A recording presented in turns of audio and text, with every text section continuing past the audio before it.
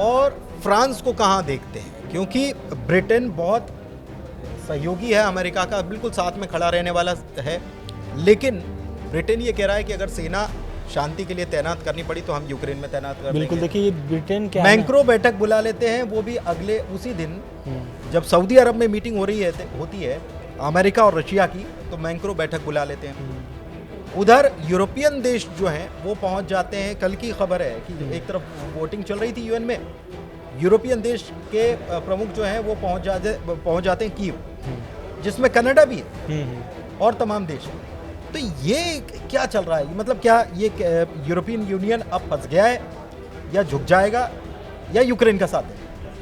देखिए यूरोपीय यूनियन तो अभी यूक्रेन के साथ में ही है। क्यों? इसलिए क्योंकि अभी भी यूरोप के जितने भी देश हैं ना, सब अभी भी यूक्रेन के ही पक्ष में बात कर रहे हैं और ये बोल रहे हैं कि अमेरिका अपने मन का नहीं कर सकता है और अमेरिका किसी को सुनने के लिए तैयार ही नहीं है। तभी तो फ्रांस के राष्ट्रपति ने बैठक बुलाई कि भाई आइए, नहीं तो यूक्रेन के साथ जो हो रहा है वो तो बहुत बुरा होने वाला है और आने वाली जो तस्वीर है वो बहुत दर्दनाक और बहुत भयानक हो सकता है। ऐसा इसलिए मैं बोल रहा हूँ क्योंकि जब ट्रंप ऐसा बात बोल रहे हैं तो जब अब मान लीजिए शांति प्रस्ताव रखा गया है, ठीक है, और कुछ भी ऐसा डील हो जाता है रूस और अमेरिका के बीच, तो अमेरिका जैसे अब चाइना को और रूस को साथ सकता है, तो ऐसा नहीं है कि यूरोप के देशों को नहीं साथ सकता है।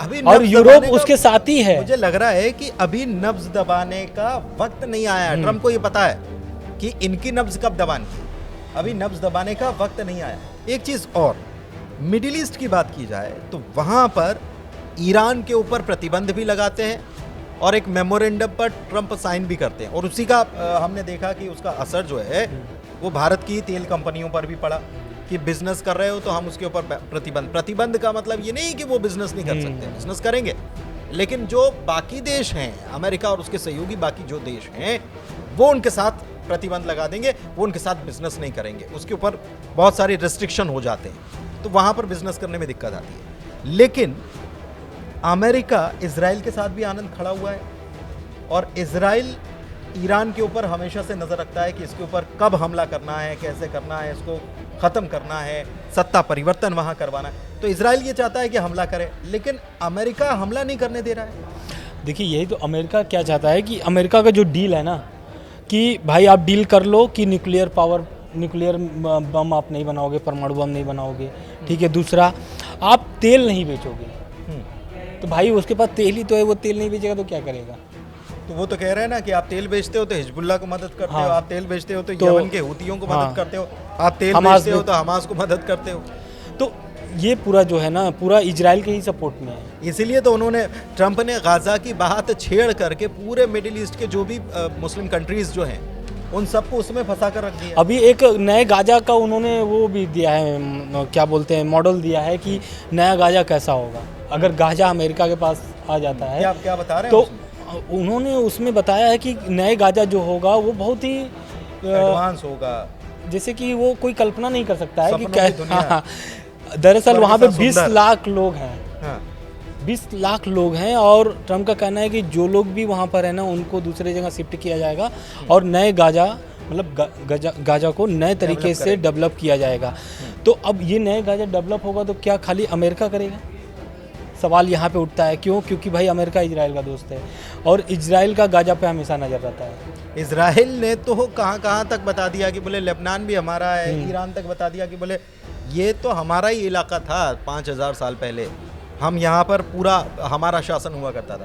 तो ये सत्तावादी सोच या ये साम्राज्य फैलाने वाली सोच जो है इजराइल की अभी भी बनी हुई है और उसको सपोर्ट कर रहा है अमेरिका, या फिर अमेरिका खुल के अभी भी सपोर्ट कर रहा है इजराइल का, क्योंकि लेकिन हमला नहीं करने दे रहा, वो चाह रहा है कि डील हो जाए। अब आने के पहले ही तो पहले सीज फायर करा दिए थे ट्रंप ने, और वो सीज फायर अभी भी लागू है। भले उल्लंघन बीच बीच में ये लोग करते रहते हैं, ऐसा दावा हमास की तरफ से भी होता है और इजराइल की तरफ से भी होता है, लेकिन अब जो ट्रंप है ना, अब ये जो सीज फायर के ही बीच में, क्योंकि अभी देखिए पूरा उलझे हुए हैं रूस यूक्रेन को लेकर के, और रूस यूक्रेन ही एक ऐसा मुद्दा है उनके लिए जो पूरे देश को वो मतलब पूरी दुनिया को वो साथ सकते हैं। नहीं, और एक चीज़ और है, दिलचस्प बात यह है कि मुझे ये ट्रंप का वो बयान याद आ रहा है जब उन्होंने कहा था कि हमास सारे बंधकों को अभी छोड़ दे, और अभी नहीं छोड़ता है, आज की तारीख में 12 बजे तक की उन्होंने डेडलाइन दी थी कि नहीं छोड़ता है तो फिर हमला कर देना चाहिए।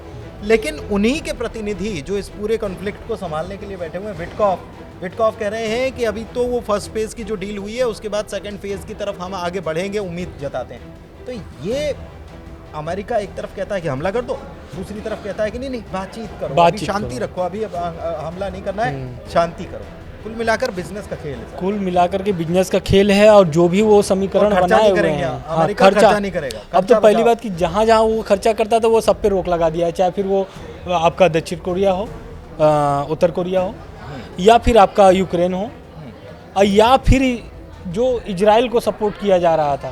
हालांकि इजराइल को लेकर के ऐसा कुछ आया नहीं है बयान, लेकिन कहीं ना कहीं उस पर भी नकेल कस सकते हैं ट्रम्प। इजराइल जो चाह रहा है वैसा पूरा तो ट्रम्प होने भी नहीं दे रहे हैं। नहीं होने दे रहे हैं, क्योंकि देखिए लगाम कस के रखे हुए हैं इजराइल, पूरा लगाम कस के रखे हुए हैं। और उनको पता है कि जब रूस चीन हमारे साथ आ जाएगा ना, और क्या बोलते हैं, रूस चीन आ जाएगा, एशिया के अगर दो देश आ जाते हैं तो कहीं ना कहीं दुनिया पर एक अलग छवि बनेगी ट्रम्प की, अलग तस्वीर बनेगी। तो इजराइल हमास वाला जो युद्ध है ना, वो अपने आप खत्म हो जाएगा। इसलिए मैं बोल रहा हूँ, क्योंकि जो 3 साल से युद्ध चल रहे हैं, रूस यूक्रेन युद्ध जो चल रहा है, उसको अगर वो ख़त्म कराते हैं और इधर ये रोके हुए हैं, तो कहीं ना कहीं इजराइल भी ये समझता है इजराइल का कम नुकसान नहीं हुआ है। इजराइल के लोग मारे गए हैं, लाखों लोग मारे गए हैं, और यही तो अमेरिका बोल रहा है कि भाई लाखों लोगों की मौत अब नहीं होनी चाहिए, इसलिए ही सीज फायर किया गया है। लेकिन अब बयान आता है किसका, नेतन्याहू का। नेतन्याहू कहते हैं कि हम लड़ने के लिए तैयार हैं, मतलब मेरी सेना तैयार है और गाजा में अब वो लेकिन तैयार है तो मदद तो चाहिए ना। वो नेतन्याहू चाहते हैं कि वो हमला कर दें ईरान के ऊपर। ईरान कोई थोड़ी बहुत दूरी नहीं है, 2300 किलोमीटर की दूरी है, और इतनी दूरी तक मार करने के लिए हथियार चाहिए, लंबी दूरी की मिसाइलें चाहिए, ड्रोन चाहिए, तमाम टेक्नोलॉजी चाहिए। और ये कौन देगा? ये देगा अमेरिका। लेकिन अमेरिका कह रहा है कि ऐसे नहीं, शांति से हम डील को करते हैं। सबसे बड़ी बात यह है कि भारत के लिए रेसिप्रोकल टैक्स की बात ट्रम्प कह चुके हैं।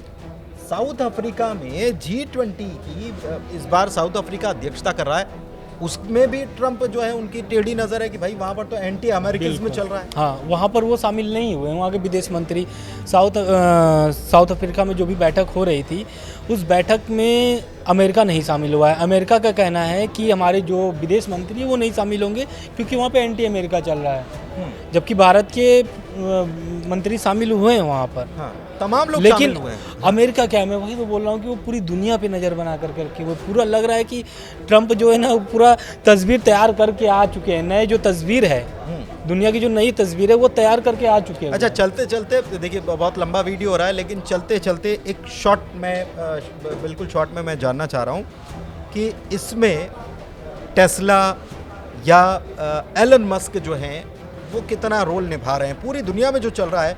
एलन मस्क का इसमें ऐसा लगता है कि उनका बहुत अहम रोल है।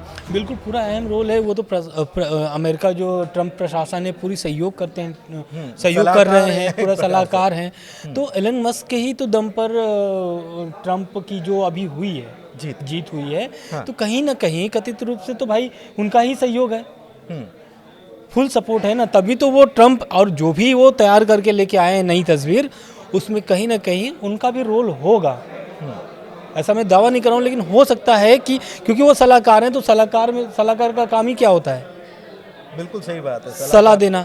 अब सलाह देना, और सलाहकार अगर बिजनेसमैन हो और जो सलाह लेने वाला है वो भी बिजनेसमैन हो तो बात कुछ और भी हो जाती है। स्पेस एक्स से लेकर टेस्ला और तमाम चीज़ें जो हैं, स्टारलिंक, ये सारी चीज़ें जो हैं ये आपस में लिंक हो जाती हैं। तो देखिए वीडियो कैसा लगा आप ज़रूर बताइएगा, हमारा विश्लेषण आपको कैसा लगा आप ज़रूर बताइएगा कमेंट में। आपके कमेंट के लिए हम आमंत्रण आपको दे रहे हैं कि आप कमेंट कीजिए और साथ में हमारे चैनल को लाइक कीजिए, सब्सक्राइब कीजिए। आज के वीडियो में इतना ही, धन्यवाद।